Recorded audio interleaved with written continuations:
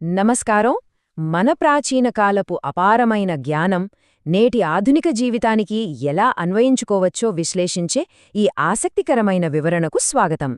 ఈరోజు మనం భాగవతం పార్ట్ 13లో ఉన్న ఒక అద్భుతమైన ఘట్టాన్ని, ముఖ్యంగా విలువలకు, ఆదర్శాలకు ప్రాణం పోసిన ఒక మహోన్నత వ్యక్తి కథను, దాని వెనుక ఉన్న లోతైన అర్థాన్ని తెలుసుకోబోతున్నాం. సరే, ఇక ఏమాత్రం ఆలస్యం చేయకుండా అసలు విషయంలోకి వెళ్ళిపోదాం. అయోధ్యలో దశరథ మహారాజుకు జన్మించిన శ్రీరాముడి ఉనికిని మనం గమనిస్తే అది పూర్తిగా ఒకే ఒక పదంతో ముడిపడి ఉంది. అదే ధర్మం. ఆయన కేవలం ఒక రాజు మాత్రమే కాదు, ధర్మానికి సజీవ ప్రతీక. ఆయన తీసుకున్న ప్రతి నిర్ణయం కూడా ఈ ధర్మమనే బలమైన పునాలిపైనే ఆధారపడి ఉంటుంది.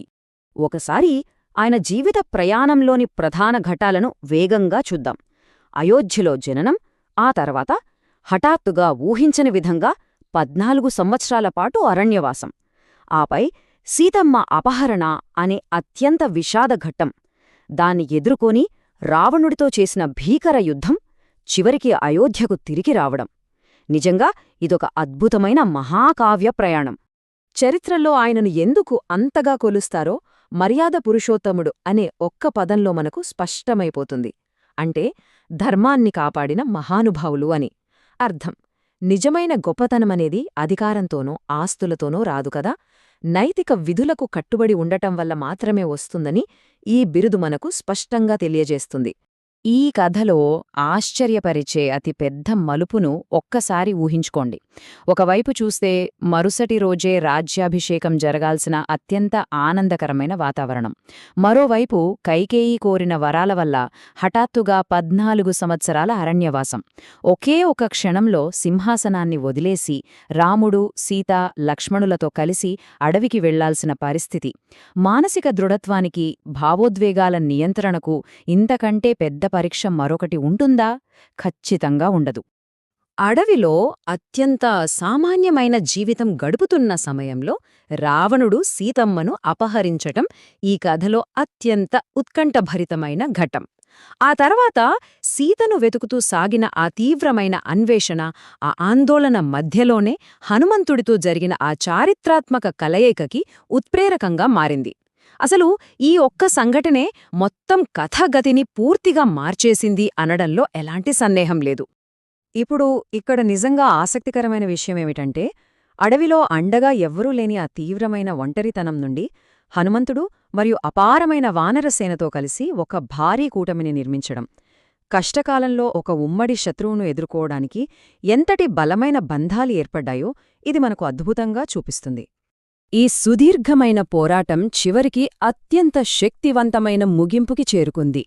వానరసేనతో కలిసి లంకపై చేసిన ఆ యుద్ధం, ఆ భీకర పోరాటంలో రావణుడి అంతిమ సంహారం, ధర్మం సాధించిన అతి పెద్ద విజయం, సీతమ్మను తిరిగి తీసుకుని అయోధ్యకు విజయవంతంగా చేరుకోవడంతో ప్రపంచంలో శాంతి మళ్లీ నెలకొంది. సరే, ఇప్పుడు ముఖ్యభావంలోకి వెళ్దాం. ఈ ప్రాచీన జ్ఞానాన్ని ఆధునిక ప్రపంచానికి ఎలా అన్వయించాలో చూద్దాం. ఈ మహాకావ్యం కేవలం తెలుసుకొని వదిలేసే ఒకనాటి చరిత్ర మాత్రమే కాదు. ఈ అద్భుతమైన కథ వెనక దాగియున్న విలువలు నేటి ఆధునిక రోజువారీ జీవితానికి ఎంత ఖచ్చితంగా సరిపోతాయో ఇప్పుడు విశ్లేషిద్దాం. ఇక్కడ ప్రధానంగా మనం గమనించాల్సిన 3 అంశాలు ఉన్నాయి. ఇవే ఈ వృత్తాంతం నుండి నేర్చుకోదగ్గ అసలైన పాఠాలు. మొదటిది, ధర్మం ఎప్పుడూ గెలుస్తుంది. రెండవది, నిజాయితీ, కర్తవ్య నిర్వహణై అత్యున్నతమైనవి.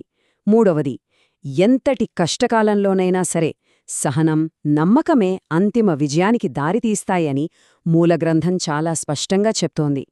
కాబట్టి ఇక్కడ అత్యంత కీలకమైన పాయింట్ ఏమిటంటే, ఎలాంటి అసంతృప్తి లేదా ఫిర్యాదు లేకుండా ఆ అరణ్యవాసాన్ని అంగీకరించిన ఆనాటి స్థిరత్వాన్ని మనమర్థం చేసుకోవాలి.